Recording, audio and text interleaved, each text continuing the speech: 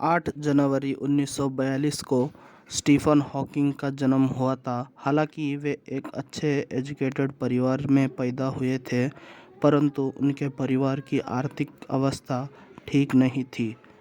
द्वितीय विश्व युद्ध का समय जीवन के लिए काफ़ी चुनौतीपूर्ण था और एक सुरक्षित जगह की तलाश में उनका परिवार ऑक्सफोर्ड आ गया। आपको ये जानकर आश्चर्य होगा कि जो स्टीफन हॉकिंग इतने महान ब्रह्मांड विज्ञानी थे, उनका स्कूली जीवन बहुत अच्छा नहीं था। वो एक एवरेज स्टूडेंट थे। वे शुरू में अपने कक्षा में औसत से कम अंक पाने वाले छात्र थे, किंतु उन्हें बोर्ड गेम खेलना अच्छा लगता था। उन्हें गणित में बहुत दिलचस्पी थी, यहाँ तक कि उन्होंने गणितीय समीकरणों को हल करने के लिए कुछ लोगों की मदद से पुराने इलेक्ट्रॉनिक उपकरणों के हिस्सों से कंप्यूटर बना दिया। 11 वर्ष की उम्र में स्टीफन स्कूल गए और उसके बाद यूनिवर्सिटी कॉलेज ऑक्सफोर्ड गए। स्टीफन गणित का अध्ययन करना चाहते थे, लेकिन यूनिवर्सिटी कॉलेज में गणित उपलब्ध नहीं थी, इसलिए उन्होंने भौतिक अपनाई। भौतिक यानी फिजिक्स। स्टीफन हॉकिंग अपने 21वें जन्मदिन के शीघ्र ही बाद उन्हें एमियोट्रोफिक लैटरल स्क्लेरोसिस नामक बीमारी हो गई। इस बीमारी के कारण शरीर के सारे अंग धीरे धीरे काम करना बंद कर देते हैं और अंत में मरीज की मृत्यु हो जाती है। उस समय डॉक्टरों ने कहा कि स्टीफन हॉकिंग 2 वर्ष से अधिक नहीं जी पाएंगे और उनकी जल्द ही मृत्यु हो जाएगी। धीरे धीरे स्टीफन हॉकिंग की शारीरिक क्षमता में गिरावट आना शुरू हो गई। उन्होंने बैसाखी यानी व्हीलचेयर का इस्तेमाल शुरू कर दिया और नियमित रूप से लेक्चर देना बंद कर दिया। उनके शरीर के अंग धीरे धीरे काम करना बंद हो गए और उनका शरीर धीरे धीरे एक जिंदा लाश समान बन गया।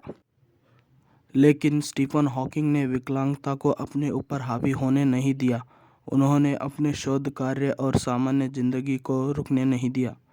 जैसे जैसे उन्होंने लिखने की क्षमता खोई, उन्होंने प्रतिपूरक दृश्य तरीकों का विकास किया, यहाँ तक कि वह समीकरणों को ज्यामिति के संदर्भ में देखने लगे। विकलांगता पर विजय। जब हर किसी ने आशा खो दी, तब स्टीफन अपने अटूट विश्वास और प्रयासों के दम पर इतिहास लिखने की शुरुआत कर चुके थे। उन्होंने अपने अक्षमता और बीमारी को एक वरदान के रूप में लिया। उनके खुद के शब्दों में वह कहते हैं, मेरी बीमारी का पता चलने से पहले मैं जीवन से बहुत बोर हो गया था। ऐसा लग रहा था कि कुछ भी करने लायक नहीं रह गया। लेकिन जब उन्हें अचानक ये एहसास हुआ कि शायद वे अपनी पीएचडी भी पूरी नहीं कर पाएंगे, तो उन्होंने अपनी सारी ऊर्जा को अनुसंधान यानी रिसर्च के लिए समर्पित कर दिया। अपने एक इंटरव्यू में स्टीफन हॉकिंग कहते हैं, हालांकि मैं चल नहीं सकता और कंप्यूटर के माध्यम से बात करनी पड़ती है, लेकिन अपने दिमाग से मैं आज़ाद हूँ। बावजूद इसके कि स्टीफन हॉकिंग का शरीर एक जिंदा लाश की तरह हो गया था, लेकिन उन्होंने कभी हार नहीं मानी। वे यात्राएं करते थे, सार्वजनिक कार्यक्रमों में भाग लेते हैं और उन्होंने विश्व को कई महत्वपूर्ण विचारधाराएं प्रदान की और अंतरिक्ष विज्ञान के क्षेत्र में अपना अतुल्य योगदान दिया था। 14 मार्च 2018 कैम्ब्रिज यूके में उनका देहांत हो गया। जीने की इच्छा और चुनौतियों को स्वीकार करने के लिए तत्परता से स्टीफन हॉकिंग ने ये साबित कर दिया कि मृत्यु निश्चित है, लेकिन जन्म और मृत्यु के बीच कैसे जीना चाहते हैं वह हम पर निर्भर है।